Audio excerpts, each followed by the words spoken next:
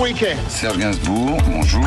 Il n'y a eu qu'un vainqueur, c'est l'espoir. Europe 1. Et à 7h24 sur Europe 1, c'est l'heure du jour. Hommage ce matin à Hubert Reeves, le célèbre astrophysicien nous a quittés mi-octobre. Il y a 16 ans, le 24 avril 2008, ce grand vulgarisateur publiait ses mémoires. Et il était, lors d'Autriche, ce jour-là, l'invité d'Europe 1. Oui, c'est un conteur malicieux qui parle des étoiles et des planètes avec l'œil pétillant au-delà de son regard bleu, envoûtant et de sa longue barbe de savant. Ses mémoires, Hubert Reeves était venu en parler sur Europe 1 en 2008, livre intitulé « Pas le temps », mais pas le temps de quoi ?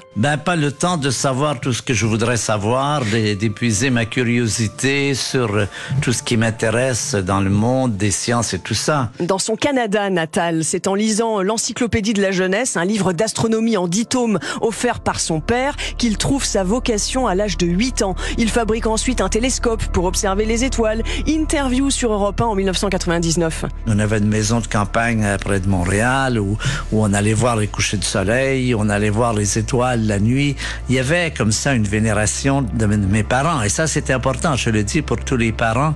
Communiquez à vos enfants le plaisir que vous avez à être dans la nature. Vous leur faites un grand cadeau qui sera bon pour le restant de leur vie. Cette humilité, c'est aussi ce qui lui vaudra son succès. Sa notoriété explose au début des années 80 après un passage dans l'émission Apostrophe de Bernard Pivot où les Français découvrent sa bonhomie, son accent irrésistible. En 1969, quand l'homme pose le pied sur la Lune, Hubert Reeves a 37 ans. Je lui ai demandé il y a quelques années pour Europe 1 ce qu'il aurait dit, les mots qu'il aurait prononcés s'il avait lui-même posé le pied sur la Lune. Écoutez sa réponse. Mais là, vous me posez une colle. Je ne peux pas me mettre dans cette situation.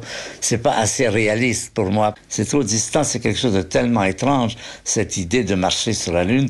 Je sais pas ce que j'aurais dit. Et à quelle découverte Hubert Reeves rêvait-il d'assister de son vivant ? Réponse. Une des plus intéressantes, ce serait de savoir s'il y a d'autres planètes habitées et d'autres Européens quelque part dans d'autres galaxies.